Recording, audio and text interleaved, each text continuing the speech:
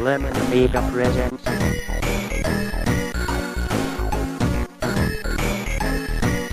a playtime video review. Sit back and enjoy the show.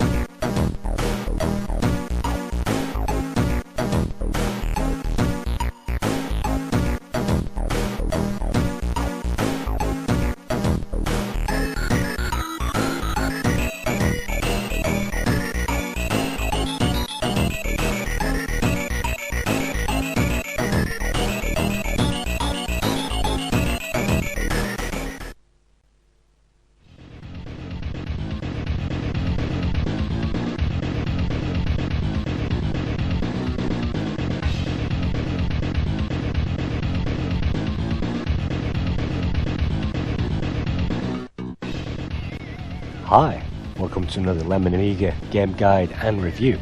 This time we'll be taking a look at Ruff N Tumble, a platform shoot 'em up released in 1994 by Renegade Software and developed through Wonderkind. So, press the fire button on the main menu will take us straight into the game. So, let's just dive in and check this game out. Ruff Rogers has lost his marbles. He was out playing one day when one fell down a rabbit hole, and so he bravely decided to jump in and get those marbles back. The rabbit hole turns out to be a teleport to an alien world ruled by an evil doctor known as Dr. Destiny, who has developed a series of robots known as tin heads to protect the land and to defend against intruders. Luckily, our pint-sized hero happened to be carrying a high-impact fully automatic machine gun, which can be helpful in his journey across the land on his way to defeating Dr. Destiny and his tin head army. So Ruff N Tumble is split over 4 worlds. The first world takes us to the fantasy forest, which lies on the edge of Dr. Destiny's evil powers, and that leads to underground mines and a tin head factory before we face Dr. Destiny himself in his castle. Between here and there we will have to negotiate the landscape, and as you can see it is littered with the tin head army. All of these are remote droids with very limited AI. As you can see, they tend to follow a pattern pretty closely, and they will home in on targets, particularly bees there, and collecting a heart will give us an extra NG heart, as we shall see later on. So this is World 1, Part 1 completed. There are 4 stages in each world, and so there are 4 worlds in total, so there are 16 levels in total, which is quite a number for a game such as this, and it will certainly take quite a few hours, at least a couple of hours, to get through the game from start to finish. The good news is this game features no time limit, so just like RoboCod, if you decide to take your time, and I'm not doing very well at doing that, but if you should do that, you can take your time, decide what to do on the best situation. You can also run away from the enemies and their firepower, and that is certainly a useful tactic in this game. To make matters a little easier, we are equipped with a multi-use gun, and we can equip that gun with all levels of power-ups. We can have an ice laser, a fire laser later on, a flamethrower, rocket launcher. We can pick up armor-piercing rounds, and we can also pick up power-ups in the shape of P-pills. You can see one on the screen there. When I pick up the power-up, that will increase the number of bullets in our gun, and you might notice the number of bullets in our gun decreases at a set rate, no matter if we are using that gun or not. And as soon as that time bar, really it is, as soon as that time bar runs out, then you'll have no more use of that gun, or the add-on should I say, and you'll return to the machine gun, which is not such a bad thing because the machine gun is pretty well equipped, as you can see, and it deals with most enemies, but those bolt-on weapons certainly come in handy in certain situations. The aim of each level is simply to collect the marbles which are scattered throughout the level, and you can see on the info bar on the top of the screen there we have 4 red marbles, 5 green marbles, and 7 blue marbles to find, and that number will decrease as we pick those up. There are a set number of marbles on each level, but the levels usually provide you with more than you need, or certainly more than adequate to complete that job, maybe leaving 1 or 2 left over, or maybe in some cases leaving none left over, and you have to collect those throughout the level. So it's always a good idea to keep an eye on the number of marbles you need to collect, or at least clean up the level as much as possible. And once you kill the enemies, they stay dead, which is terrific. So it is possible to clean these levels again, just like RoboCod and many other games. I'm just going to leave that heart there. It is possible to clean these levels out, and so that leaves the levels empty, and you can then explore at your leisure. Looking at the icon bar, another important feature are the hearts you can see in the top centre of the screen, and those red hearts denote your shield power, and you have 5 shields there if you have 5 hearts. You begin with 3, and we can increase our hit points by picking up those white hearts scattered throughout the levels, and we can also find red hearts as well, small red hearts. You can see on the left there, that will increase one of those hit points. So when we get hit, one of those hearts will disappear, and if we then pick up a red one, it will reappear again. You can see those hearts disappearing there as that wasp fires those energy balls at us. That certainly is effective. Unfortunately, those aren't targeting energy balls. The wasps and the airborne enemies can move, of course, but the land-based enemies tend to follow a pattern. So I'm looking out for those hearts there, but I still have 3 hit points, as you can see, and if I die at any point, I will return to the beginning of the level and return to 3 hit points, 3 hearts there. But when you complete every level, you will be handed out a selection of bonuses, multiple scores for the number of coins you have collected, the number of hearts you have remaining. I have 4, and I've killed 68 enemies. So again, it's worth cleaning out those enemies on every level if you want the maximum score. So this game is a long game, so I'm going to speed this footage up just a little bit to hopefully pack in more footage, and hopefully the review won't suffer for that. This will be a long play. We'll be playing this right to the end, so this is certainly one of those games I can complete.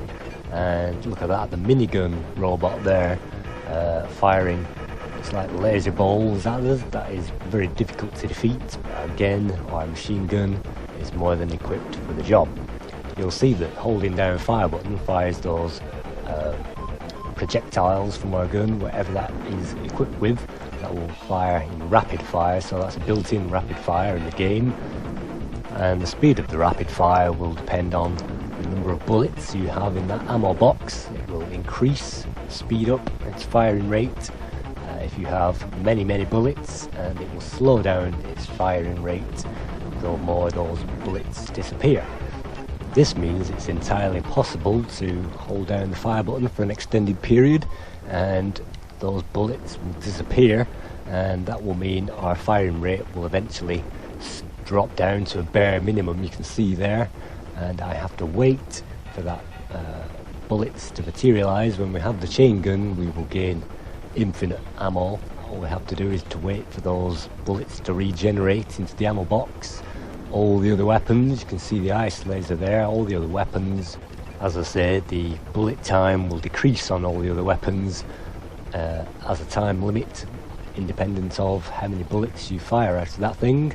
But at least when the player loses their special weapons eventually, returning to the machine gun isn't such a bad thing, particularly because picking up those P pills, those power-ups, will usually double the ammo in the ammo box, and if you have the machine gun, that will mean you have rapid fire. So on screen at the moment I'm just picking up the fire, and because that fire rate will decrease, it is best to get in those tight spots and clear away those enemies before that fire rate disappears. And the flamethrower there is probably the most powerful weapon in the entire game, so it's always best to make use of that where possible. And we are coming up to another end of level now. You can see the marbles are down to 2 apiece, so let's just avoid that spinning circular saw, collect the ice laser and jump into the exit. That ice laser will then appear in our hands at the beginning of the next level. So let's take a look at World 1 Level 3, and by this stage the player can expect the maps to be much larger. In the Turrican style perhaps, the exploration factor will definitely increase, even though the path towards the exit and the path to collecting those marbles of all those different colours is pretty linear from level to level. The player really can't get lost, and an important feature is every single level allows the player to return all the way back to the start. So if the player has missed any of those crucial marbles, they can backtrack their way all the way back to the start. And you'll certainly see me using that feature in this playthrough at least once, as I miss certain things unavoidably, and it's difficult hitting those things on the 45-degree hillside there, particularly because your gun doesn't fire 45 degrees. That tends to fire at angles of around 60 degrees, so aiming for enemies on slopes isn't particularly recommended. That's why I tend to jump over them, and there usually is a way to avoid all this firepower. And once the trick is learnt on any particular section, then that awards the player with confidence to run in there very quickly, dispatch those enemies very quickly, and what could be a generally slow game is enhanced and speeded up as soon as the player learns the levels. You can see here on these levels the enemies are respawning out of those respawn points, and there will be a light on those generators which appears when the generator is active. Every generator will have a set number of enemies in there. It's usually somewhere between 3 and 5. Once the last enemy disappears from that generator, then the light will stop flashing, and then that's it. No more enemies will appear from that point. On these advanced levels there are usually puzzles to be found as well, and they aren't too difficult or taxing for the player. These objectives usually involve acquiring keys or gaining access to those tunnels containing keys. You can see I've picked up a blue key there, and at this point I have no idea where that blue key will be used. Let's just leave that heart there in case we need it later on.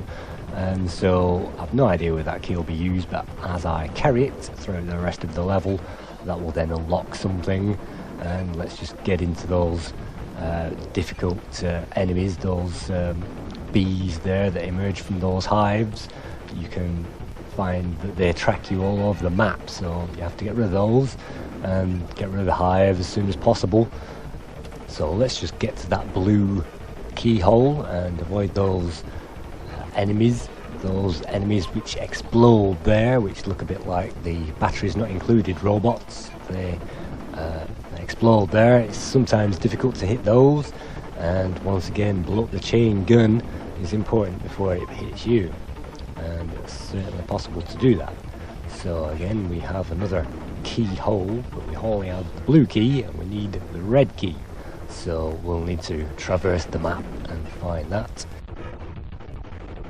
So I traversed this construction here that somebody's made in the forest, so let's just clear out that generator and get rid of the last few enemies. And these enemies which fire lasers from blunderbusses, it looks like, adds an ancient element to the thing. They always look like 18th century guards or something like that. The design of these levels and these animations of these characters is really smooth, and it seems to have that kind of a feel of perhaps the Bitmap Brothers games, particularly Chaos Engine and Speedball 2 maybe, with those metal droids. But unlike the Bitmaps games, this game is in full colour, and you can certainly appreciate the glory of that full colour and the hardware tricks the programmers had to go through to get all these fluid levels. This very smooth, looks like 50 or 60 frames per second redraw rates there, And this is, don't forget, this is an old CS game. It wasn't even coded for the ECS or AGA. This is just an OCS game, so every single Amiga owner could play it. And just look at this. If we continue off to the left here, a platform will materialize under our feet if we take a leap of faith, and that will take us across to another bonus section. And it took quite some time to figure out how to get here, but I did manage to work that out eventually. So that's certainly one tip that I will share with everybody. And in there you'll find extra lives, which puts us up to 7. You can see the lives counter in the top left hand corner there, and the coin counter has been reset. If we pick up 99 coins, that will be illustrated on that coin counter.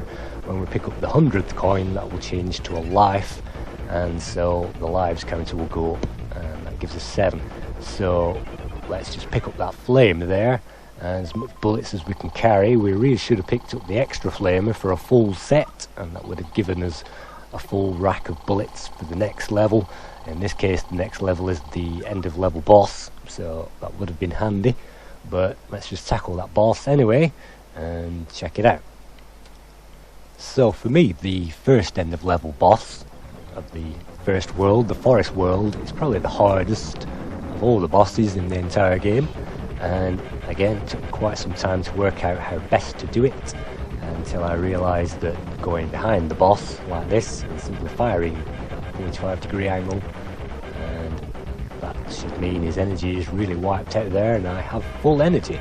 If at any point we lose energy, those robots there, batteries not included, they will leave energy hearts. As you can see, I picked one up, but that's always difficult because as soon as you run out in front of that thing, you will most likely get hit, and that kind of takes away the advantage of getting those hearts. I picked one up and then lost it again straight away, but luckily I killed the thing. But look at that, the fireballs killed me and I lost a life, and that means we return to the level.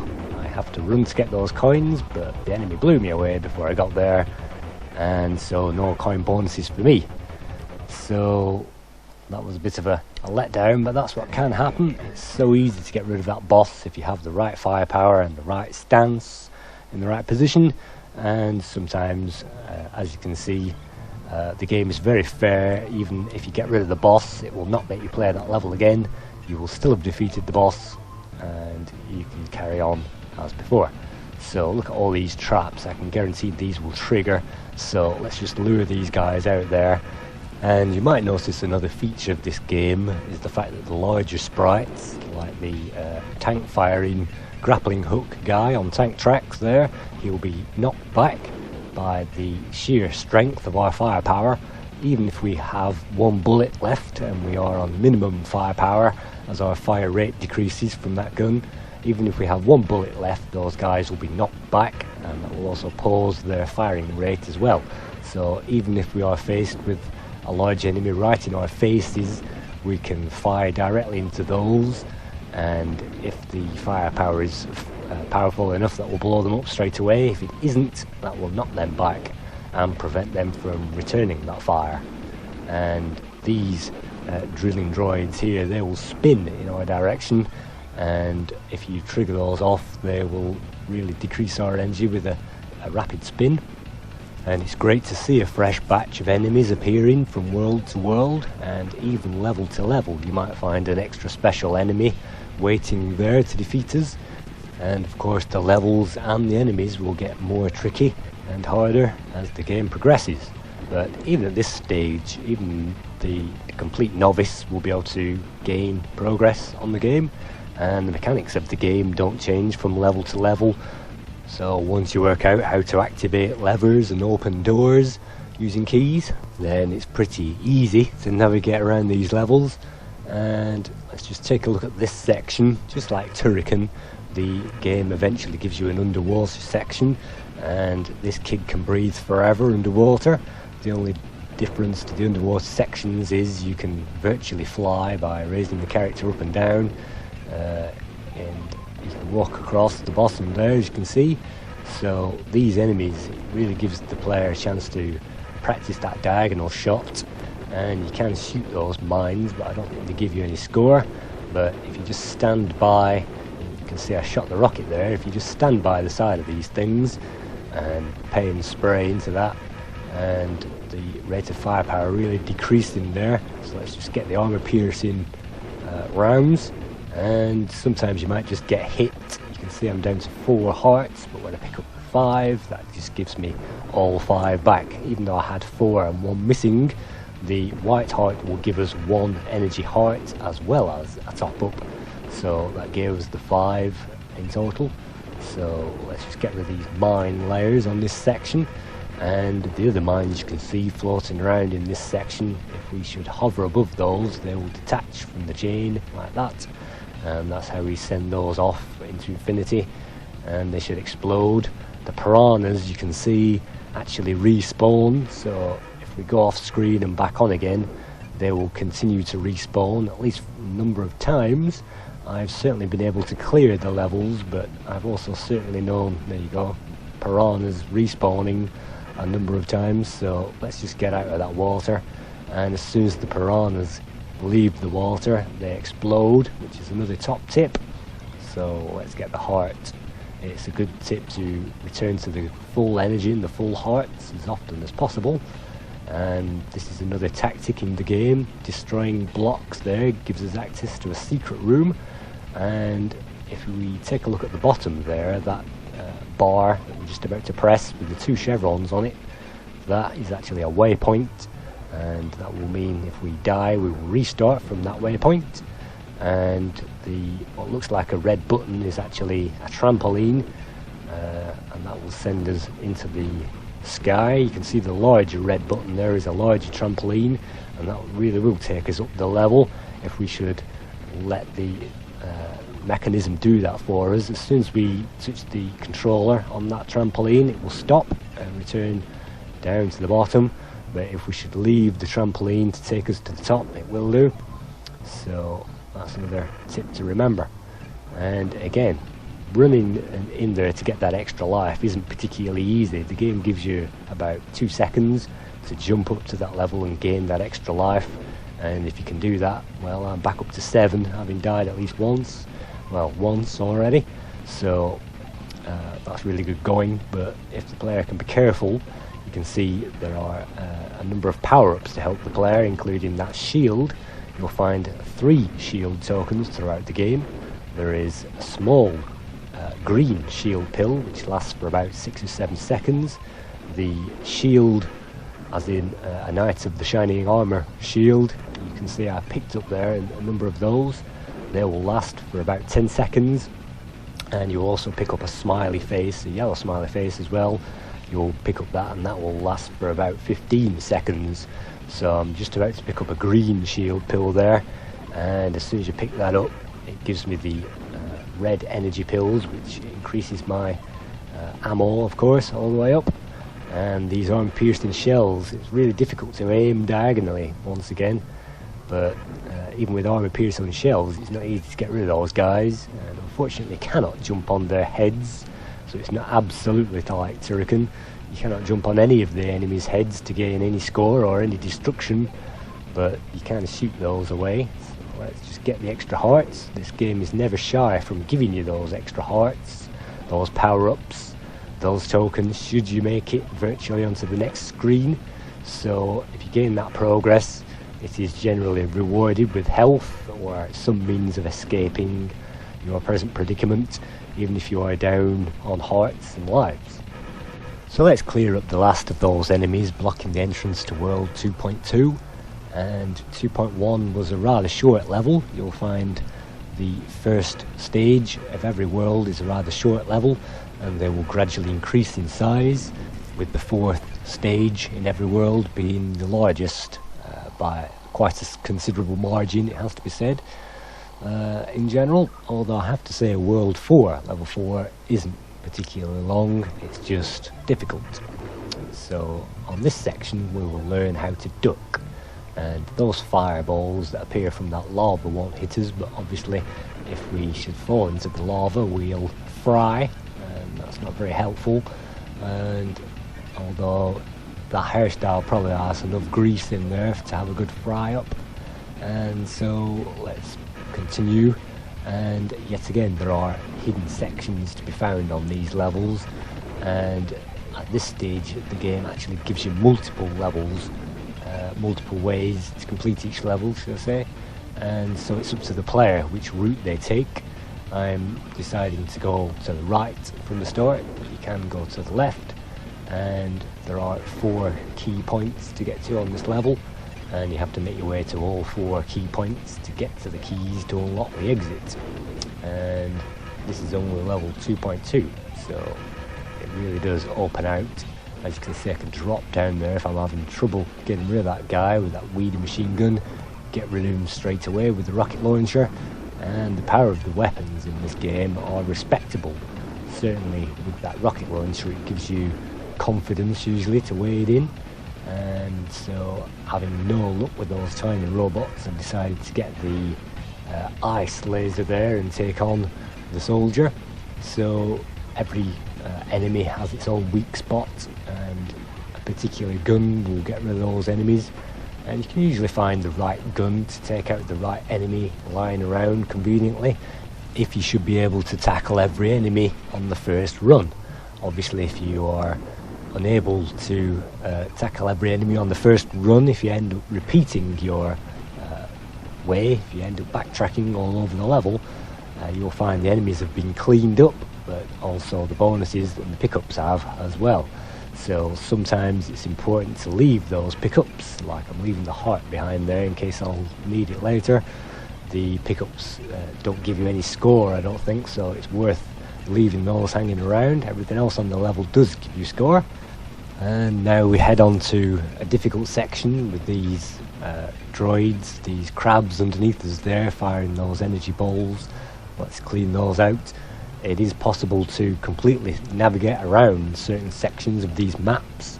Remember, the objective is to gain the marbles and gain the keys, and once that has been accomplished, you can certainly navigate around certain areas and fail to visit certain areas, and that itself can lead to you being unable to find certain marbles and having to backtrack. But the levels are certainly open enough for you to be able to miss areas, which to my mind is a good thing.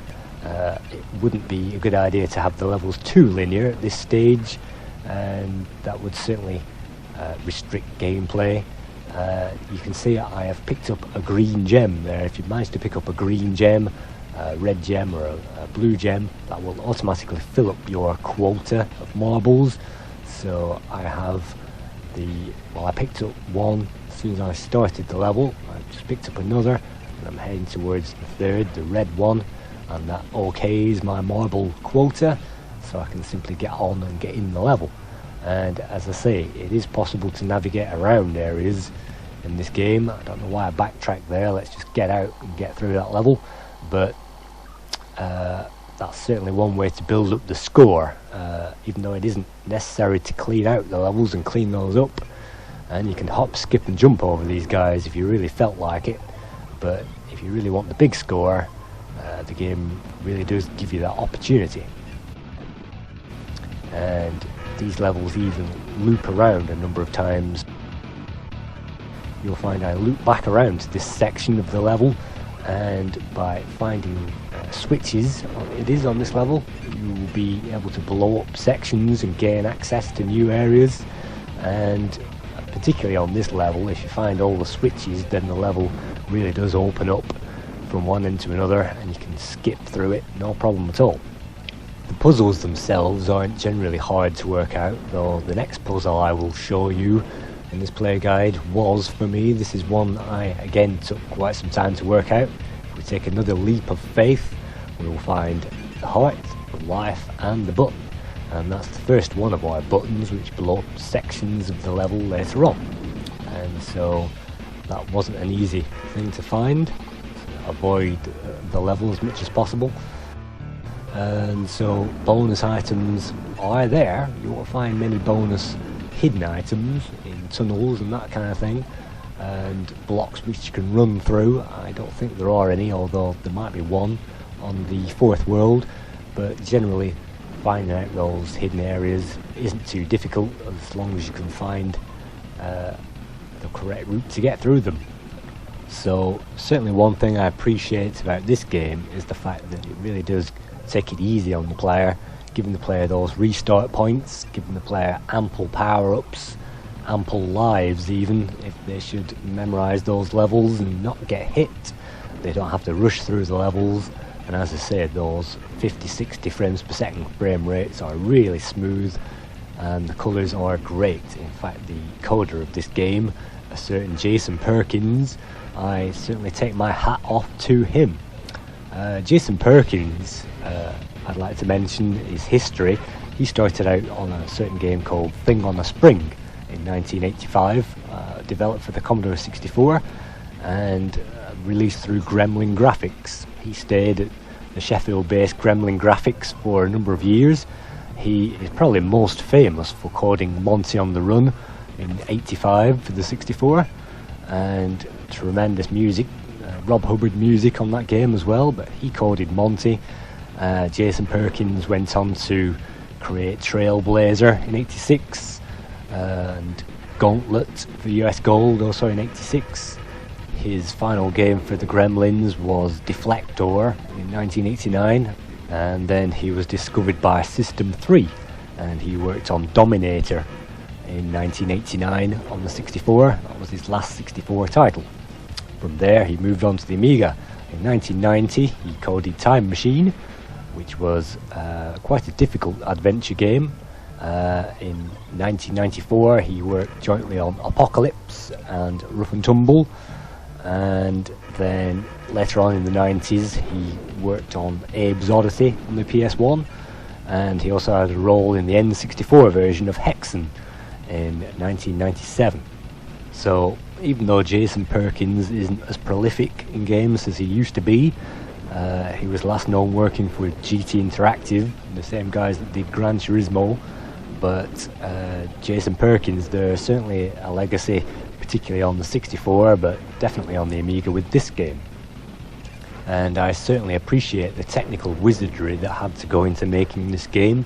This game was released in 1994, so by this point Commodore was virtually on its way out. They lasted until 95, so this was towards the end of the Amiga's production run, and even though Amiga 1200s were being produced at this time, it was brave to produce this game to a level of this standard, but just using OCS graphics. And it was obviously in development for quite some time to get this level of polish and to get those coding tricks to make sure the game was smooth throughout. And the level of polish really does extend into the graphics. You can see those boulders in the background and different layers of graphics, it seems, have been piled on top of each other. The graphics are really sharp and detailed, and it looks like they've used 32 colours, maybe with extra half bright as well, to get these half-tone shades. But certainly a 256 colour PC user might swear that this is using more colours than it actually is. So hats off to the graphics artist in this case, which was Robin Levy, or Levy, and Robin Levy started out on Hunter's Moon for Thalamus in 1987, designing and creating the title screen, and they also chose him to do the title screen to Hawkeye in 1988, which was kind of similar run and gun action shooter, a pioneer in its day on the 64. He went on to become a full graphics artist on Armalite in 1988. And then Robin moved away from Thalamus and joined System 3, working on The Last Ninja Remix in 1990 and The Last Ninja 3 in 91. And at System 3, that's where he probably met Jason Perkins for the first time. He was working on, well, he was just finishing Dominator for System 3 when Robin joined.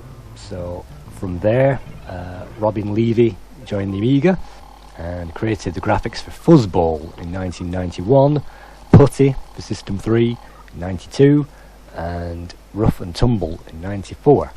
From there he moved to the PS1, and most notably Matt Hoffman's Pro BMX that he did the graphics for in 2001, and he helped design Medal of Honor Infiltrator in 2003. And coincidentally, the musician on Medal of Honor Infiltrator was a certain Alistair Brimble, and Alistair has certainly done his share of games theme music. And in the case of Ruff N Tumble, the music was created by Jason Page.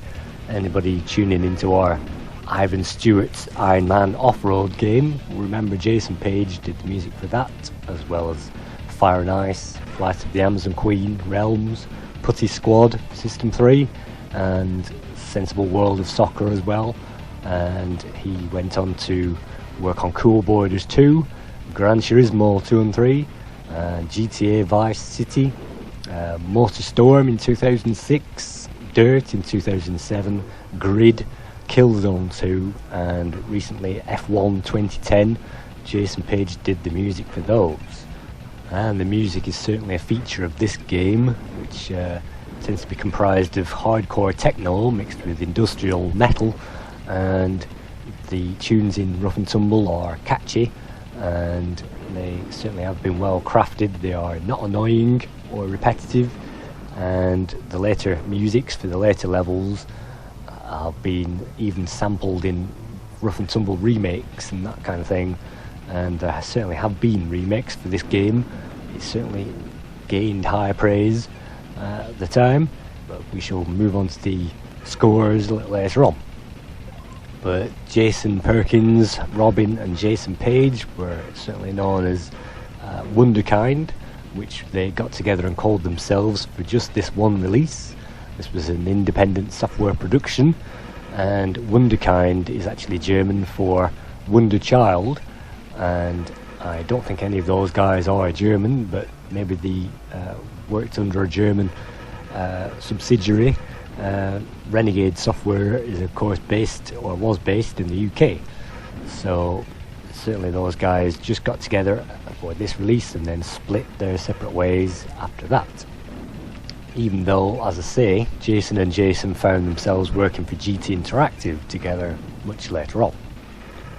So, looking back at the game for a moment, we see we have 4 energy shields there, which is now up to 5 thanks to that white heart. And if we should lose all our hearts and all our lives, we will be given a password which can be entered on the main screen by pressing the O key and entering a level code. Unfortunately, that level code will only lock the level that you died on, so if we die on this level, this is level 2.4, the final level in this world, but if we should die on this level, we will be given a passcode to this level, and we can practice that to our heart's content. But once we complete that level, we will be unable to complete the rest of the game. It will then take us back to the title screen and basically say play it again. So watching out for those blue switches to blow away another section of the landscape. This takes us all the way back through to the section of the map which we have already covered, and as I say, blowing up those bombs on this level really will open up that map, but I seem to be going the long way around the map and cleaning up those enemies there. You might notice that those enemies don't change their attack patterns from level to level, and the levels in general feel really familiar from level to level. Maybe only World 4 feels more alien than these first 2 worlds. So finally I have the keys to unlock the exit, and make sure you don't get thrown into that lava there by those bats. It's an important point that you'll be knocked back if you get hit by anything. So if that knockback happens to be into lava or onto spikes, then it's game over, or life over at least. So there aren't that many spikes in these levels, although spikes do make an appearance, particularly on World 4. So that's World 2 out of the picture, and let's just count up that magic score, which is certainly a good feeling after that, and let's move on to the World 2 boss.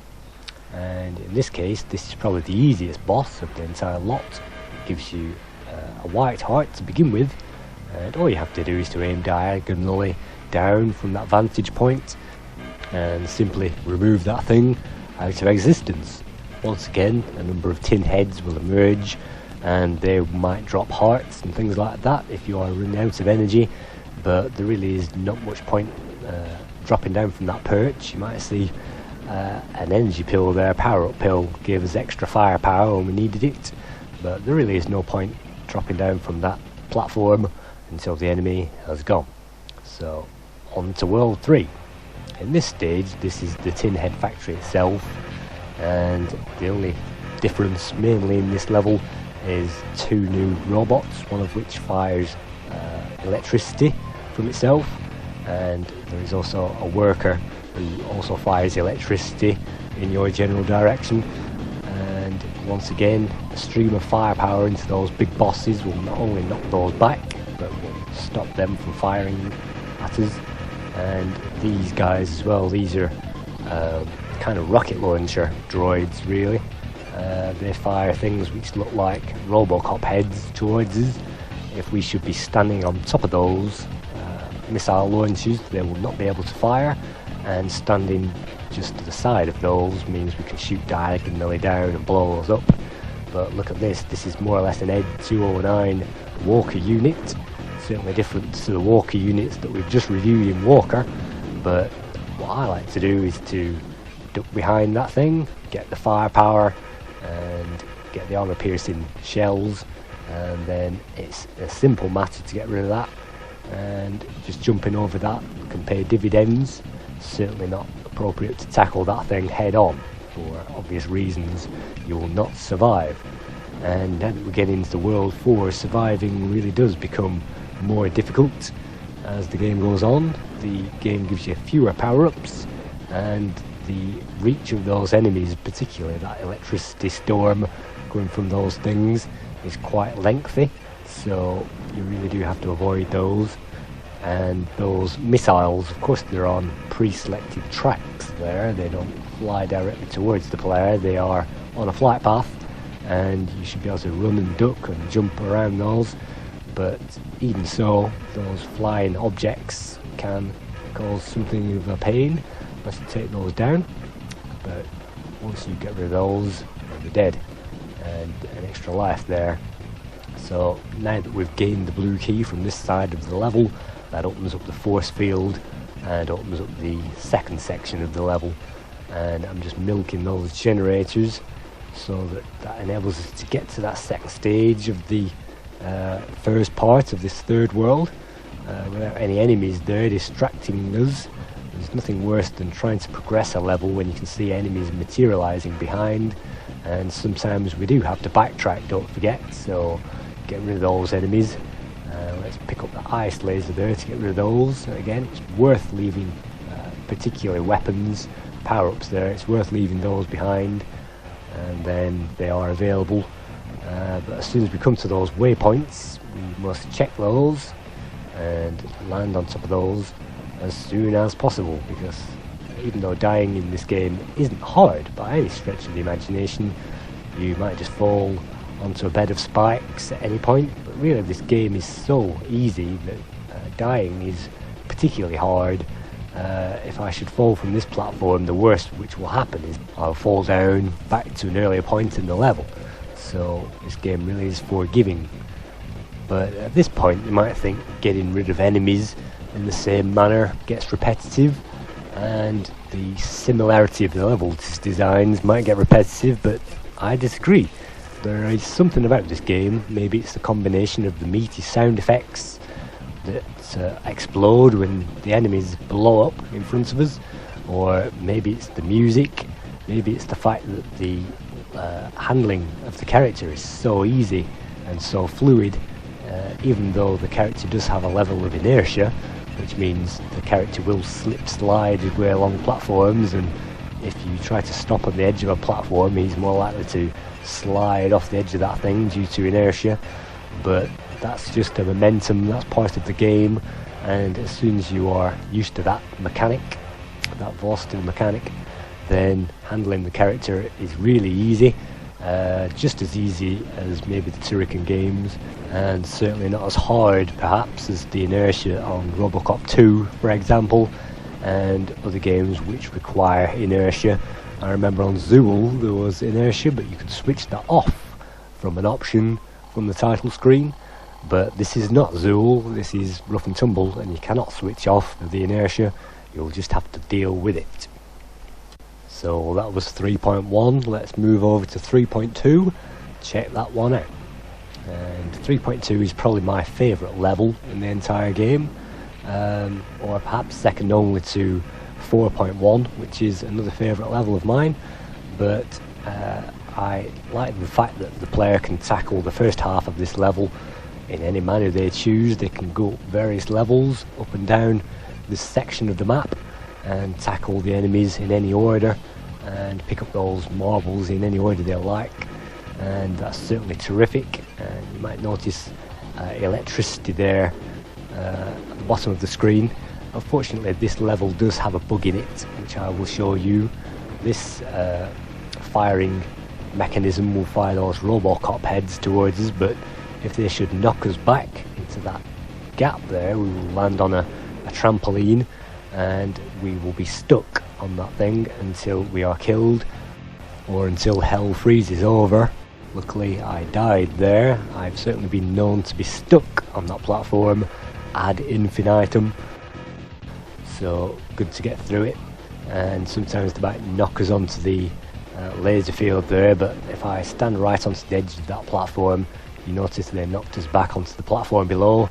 And so bugs in this game are rare. The trampoline bug there marks probably the most serious bug in the entire game. It's certainly a game breaker, because if you land on that thing you cannot progress, and if you have got to World 3 you will be keen to progress and not hampered by things like that.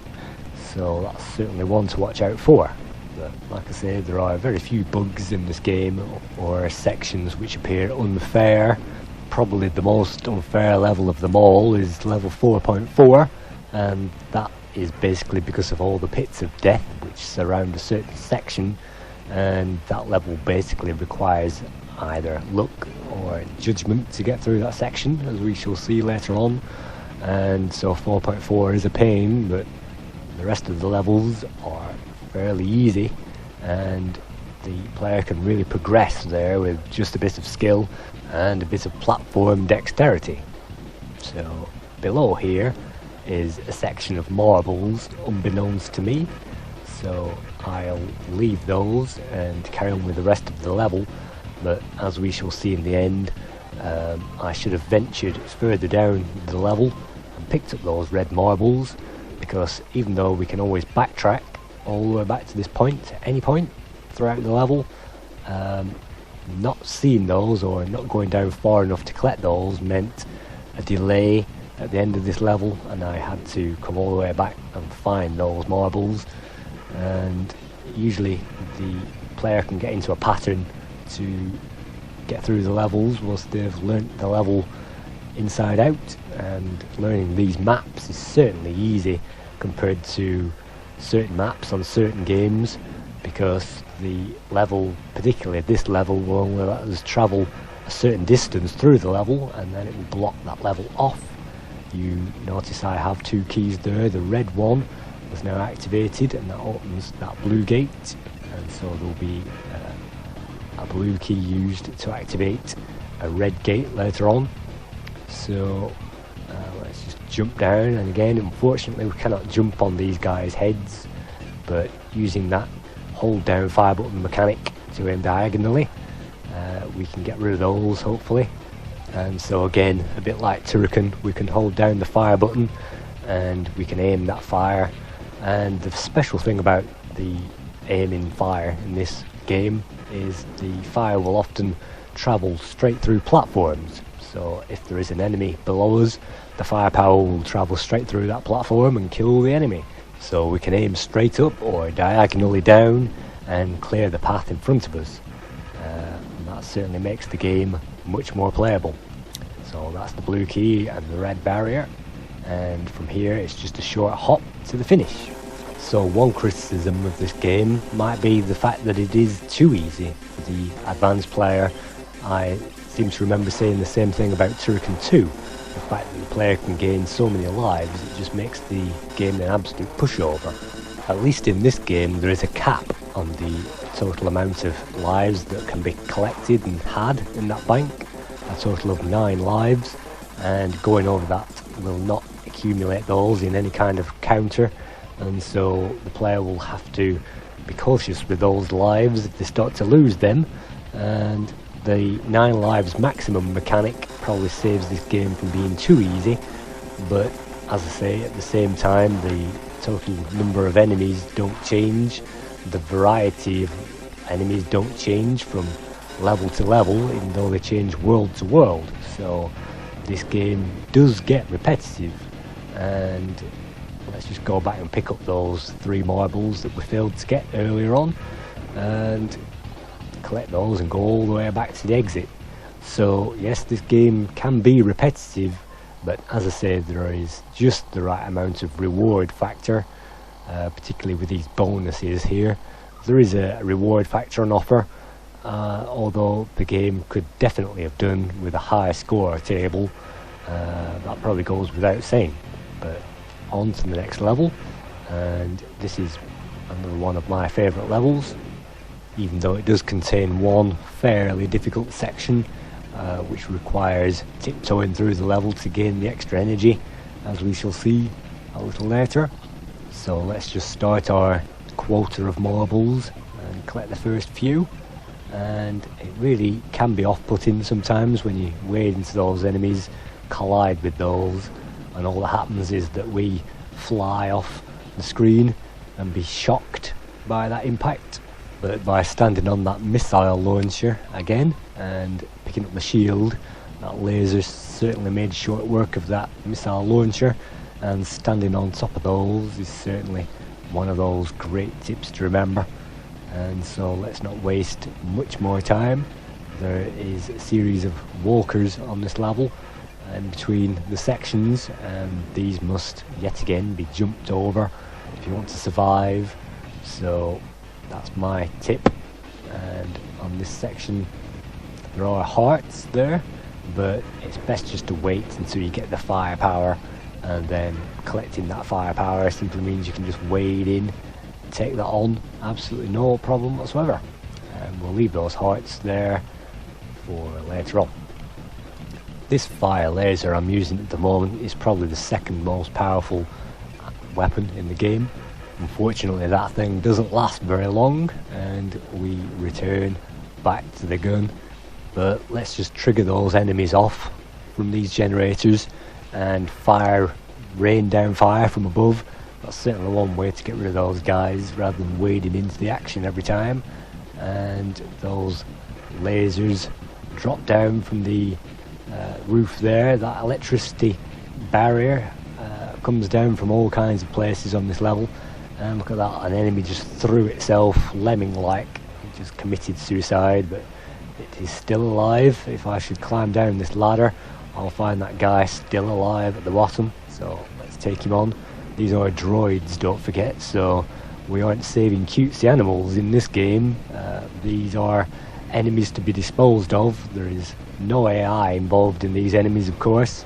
It is a very straightforward, strict platform game, and you can see I'm trying to use my armor-piercing rounds there to get rid of this thing, and try as I might, the frontal approach does nothing against that thing, so I'm having to survive on that one heart. I picked up a heart and died. And again, the flying Robocop heads there, not very helpful in this given situation. So what I like to do is to collect that shield, and while I've got the shield and the power upgrade, I can drop down from that platform and finish that guy off. Unfortunately I don't have enough shield to take care of the missile launcher, so I'm going to have to avoid that thing again, but using the multiple routes theory I can get through this level and use a number of different routes. If you don't succeed, hold down the fire button and keep trying. So if I should criticise this game at all, I'd probably say the level design is just a bit too linear, but the difficulty curve is probably spot on. The weapon selection is just about varied enough to make it interesting, and certainly the addition of the flamethrower and the rocket launcher make the game interesting, with those great sound effects as well and those great graphics. So the only thing which lets this game down is basically the repetitiveness of the enemies, and if we'd have got maybe 2 or 3 extra enemies per world, or maybe even different enemies per level, it would have made this game absolutely superb. And for my money, even though we do have 4 worlds in this game that are very well designed and are highly playable at every skill level, from the novice to the advanced platformer, I still have to recommend Robocod and even Zool for advanced level graphics and varying graphics from level to level. Remember, on Robocod virtually every screen was entirely different, with different enemies, certainly different background level graphics. On these screens, the background graphics from level to level kind of get repetitive, but as I say, it's the variety of enemies which don't change, which probably spoils this game and saves it from getting maybe 90%. But as I say, at the same time, there are enough power-ups scattered around to make this enjoyable, and it's a combination of all factors in this game: playability and speed and control and graphics, which promote the longevity of this game. And I've certainly played this in my time a number of times, and that's probably why I'm very good at it at the moment. So I'll continue with the level. There is another level after this to be going on with, but here we are. There is just another section to go, and then we are on to the 4th level on this 3rd world. And again, another short hop over a number of enemies, and if we are short of lives there, you can see power tokens, energy, shields emerging out of those generators. So once again, it's really helpful to get around those, and it gives us those lives periodically. So I'd probably give this a higher score, but let's go through the scores at this point anyway, seeing as we probably won't have time to go through them later on.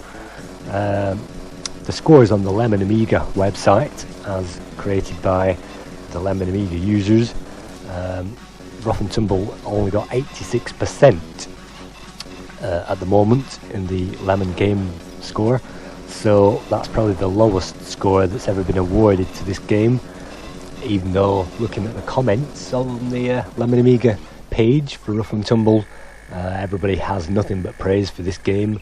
It was certainly a leading standard when it came out in 1994, but that's 86% by the Lemon Amiga crew.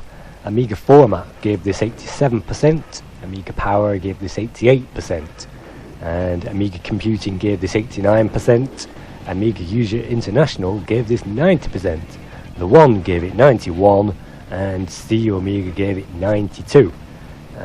In the October 94 edition, they said it was absolutely stunning game, and flawless in every detail. I'd probably give this somewhere around 90%, maybe 88%, that kind of thing. 90%. It is a very good game by no stretch of the imagination, and certainly makes up for the lack of these types of games on the Amiga. But just look at that, falling down on the ladder there, took me straight through the level, and I fell onto an earlier platform than I should have done, so now I'm having to work my way back up the level, and that's another one of those bugs. Sometimes there are ladder bugs where you fall straight off a ladder, straight through the next platform and onto the one underneath. But as I say, relatively few bugs in this game to note, and we can now run all the way back down to the bottom of the level, get the extra life and continue. So again, I think this game deserves in the higher scores, and certainly was a flagship, a leading example on the Amiga. And I had the original boxed game, and certainly enjoyed many hours of this, and I've certainly played it again over the emulation. So let's just get through the level and on to World 4, which is Dr. Destiny's castle itself. But between here and there is another end of level boss to go, and as I say, the end of level bosses aren't particularly that difficult. Probably the first boss is the hardest, the second boss is the easiest, so this boss at the end of this level is the second easiest. All you have to do basically is to collect the energy and the laser at the beginning of the level, this boss fight, and fire diagonally and straight up into that thing, take on all comers. And when you get bored of doing that, you simply pick up the shield and gain the extra fire laser and continue firing into that thing until it disappears. So not very hard at all. It gives you the shield and the firepower to be able to take down the enemy pretty easily. So let's get through that and on to World 4, Destiny Castle. So even though the graphics in Destiny Castle are probably the blandest of them all, I found the atmosphere and the sprite enemies in particular are really well animated and really well drawn. The atmosphere on these levels, you could probably cut it with a knife, particularly when all these enemies are attacking you at once. Some of the enemies can even drop off platforms and move to different platforms, and you can see these knights there. The shield doesn't really give them much shield power, but they really do take a few hits to knock them down. The strategy on this level, and this is probably my most favourite level of them all, is to get the red key in this section and get the firepower, defeat the enemies, and that gives us a way to blow those up. You might notice a screen flashed there. That means I picked up the skull and crossbones, which is actually a smart bomb effect on this game. So now that we have the first red key, and I'm sure there's a secret passage somewhere around here but I can't find it, as soon as we have the red key we can get to that restart point, get rid of that soldier before he starts firing at us, save that ammo, and this is probably the most difficult section of the level. What you have to do is hop over there and ignore the last one, just hop straight onto the level from there, and as soon as you land on this key point, the barrier will disappear, and then you're going to have to run and gun your way out of trouble. And I seem to be losing hearts there, but the level certainly does give us hearts, maybe not as many as the other levels, but if you know where they are you can ration them out. And I'm about to pick up the blue key and get the wizard there. You'll notice the green diamonds in that corner. I don't know why I saved those. I think I saved the white hearts hoping that that might be useful if I need it later. Unfortunately for me, diving across this pit of death isn't the easiest thing in the world, and because I've missed those green marbles, guess what, I'm going to have to go across that pit of death one more time before the end of this level to get those green marbles to enable me to complete it. But as I say, the atmosphere on these castle levels is terrific. There is bats there which fire looks like laser coils or something like that, and these rats are a real pain in the ass. You have to bend down and get those, and they sometimes materialize when you're trying to get other things. You can't hit those diagonally, so you have to jump over those things left, right and center. And there are always enemies appearing on this level, even though they don't respawn. There are enemies appearing at certain key stages. So unlike all the other levels in the entire game, it is important to memorize the formula for getting through this level, because if you pick up the keys and use them in the wrong order, you will be unable to complete the level, and you will find yourself with a barrier which we cannot get across because we haven't got the correct key. But this is certainly the way I like to do it, to collect the first red key, to go over that difficult jump really early in the level, and that gives us all the energy and the firepower and the white heart tokens to pick up those white hearts should we get killed on that difficult jump. But in this case we seem to have made it, and this section is actually the final section of the game. I need to get here to pick up the red key to open up a few more barriers, but as you can see there's another red key there. I need to pick up all the red keys I can, and that allows us access to all the blue keys. There are 4 blue keys on this level, of which I've picked up 1, and the remaining 3 red keys will allow me to gain access to the remaining 3 blue keys that I need to open the 4 blue gates at the end of the level. So now that that's fully understood, the only difficult part is getting there, and this is probably my favourite level of the whole game. As I say, it's difficult enough with these rats and enemies popping up from all directions, but the element of picking up the keys in the correct order, and if you mess that up, you really have messed that up. So I like that fact. I like the fact that there are precious few weapons power-ups on this level, and precious few energy tokens as well, and you really have to get through the level in one go, first time, and if you manage that, you can stand a really good chance of doing the level. Again, I haven't died on this level, as you can see, but I will die on this level a bit later on.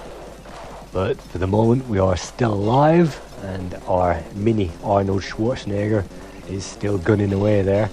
If we should die on every level, we are reduced to 3 hearts, as I say, so dying on this game isn't particularly helpful, because we will have picked up those hearts and those power-ups as we get through the level, and so dying on levels like this a number of times becomes more difficult.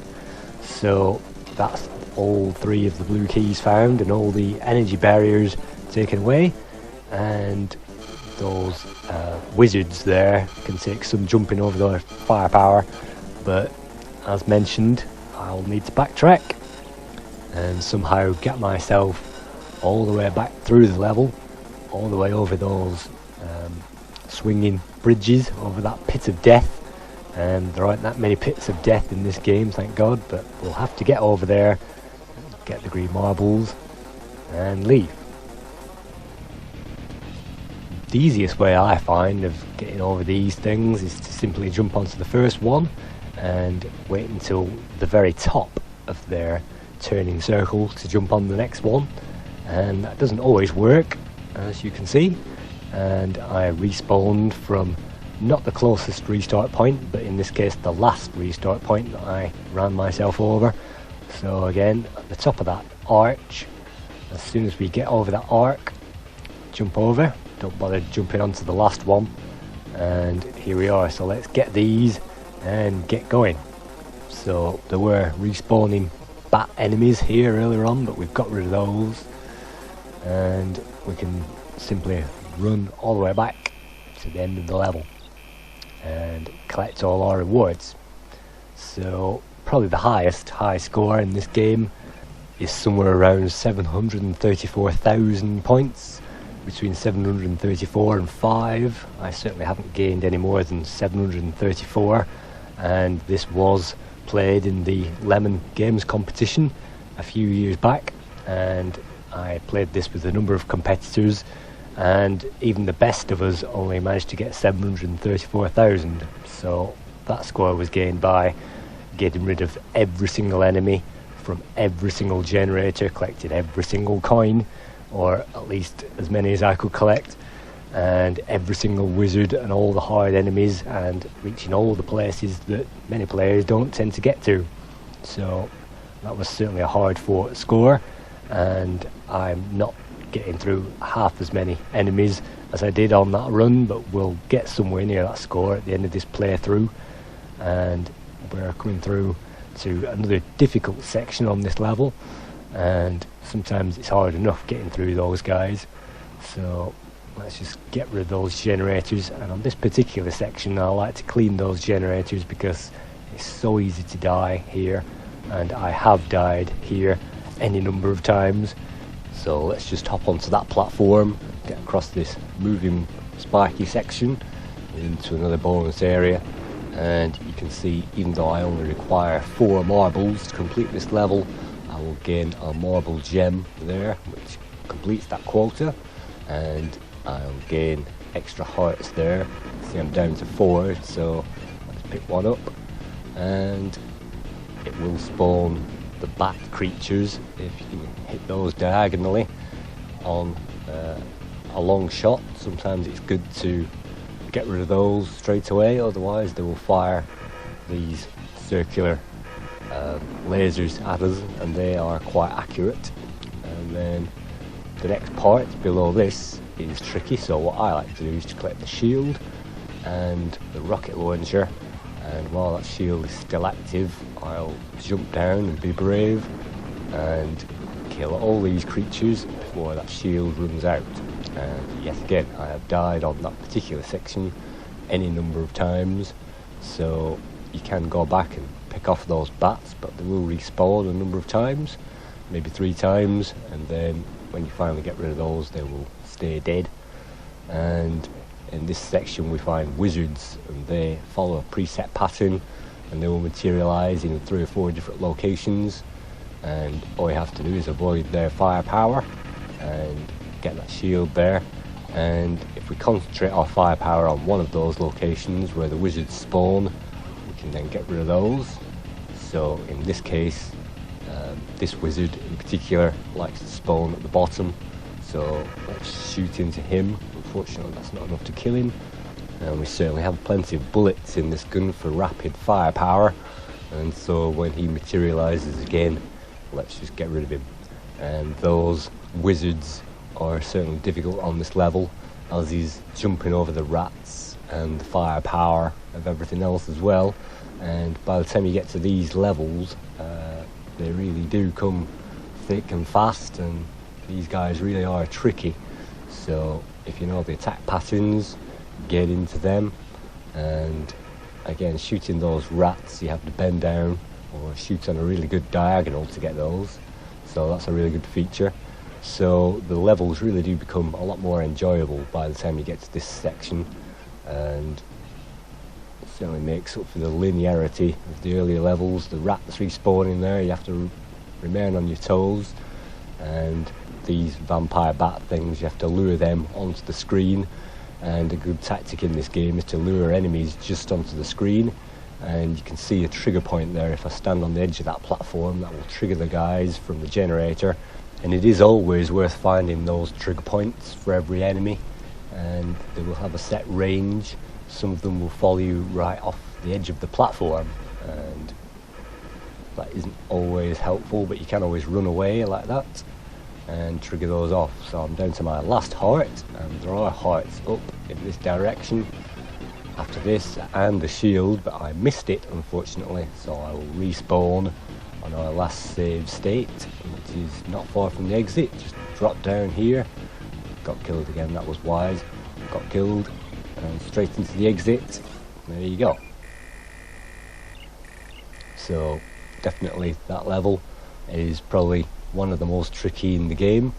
And then after that, the player gets to take it easy. On this bonus section, all they have to do is to find the key to unlock those red force field barriers, and then they can just hop on the biggest of the trampolines and collect the marbles and many lives, at least 4 or 5 lives on this section, which gives the player enough for the next level.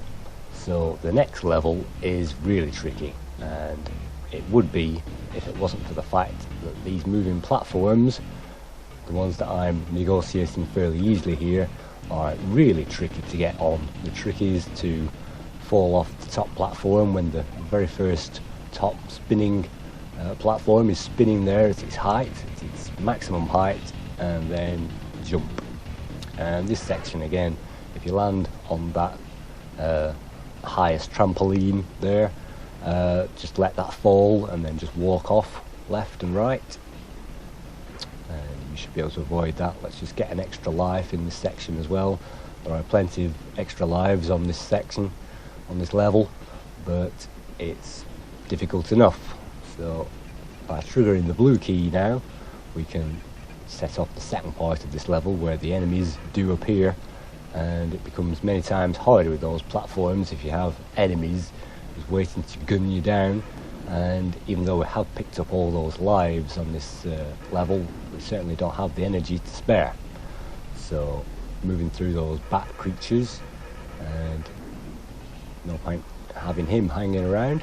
And these guys with the German helmets, or at least combat helmets there, really are effective with those guns, so to get straight in there, and then it gives me the energy back. Let's save the energy and the life in case we need it later, and we get the energy back again. So again, the game very fair.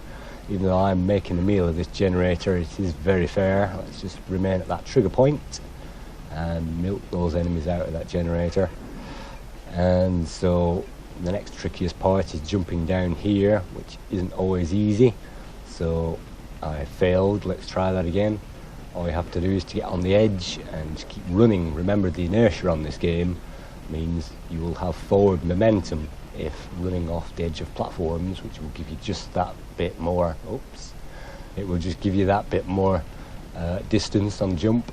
So always remember that. And those guys can really throw you into those spikes on this level. And we're past the hardest part. The hardest part is right at the beginning, when all these platforms are moving platforms. But once past that, the level opens out, and it shouldn't be too hard from this stage. The trampoline has disappeared, and you get enough level energy hearts and enough firepower, I think, later on, and you should be able to complete the level from here. So in conclusion then, I'll sum up this game by saying I find this Ruff N Tumble experience highly playable, and there were certainly a number of spin-offs and remakes recently. There is a Flash homage game which is available, which uses the Ruff N Tumble sprites, and you can play that through your web browser or on a standalone version. I certainly have that game, that mashup. So just do a search for Ruff N Tumble mashup on your favourite search engine, and that will come up.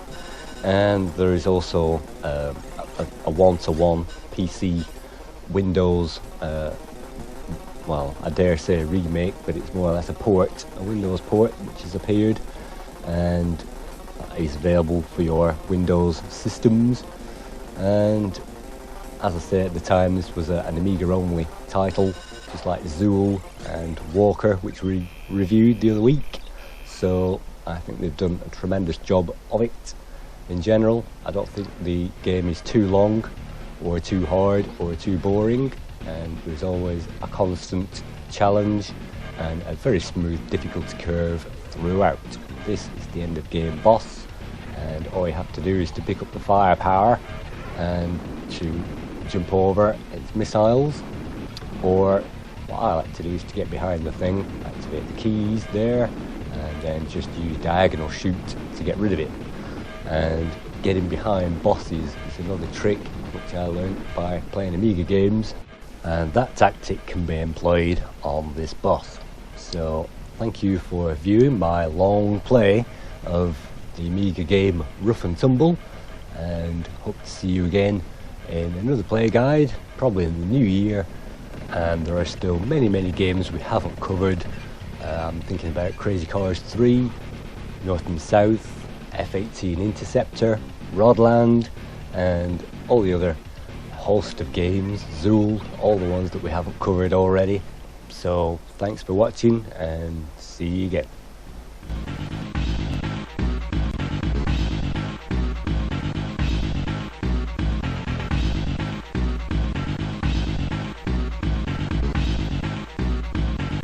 Understand what's going on here.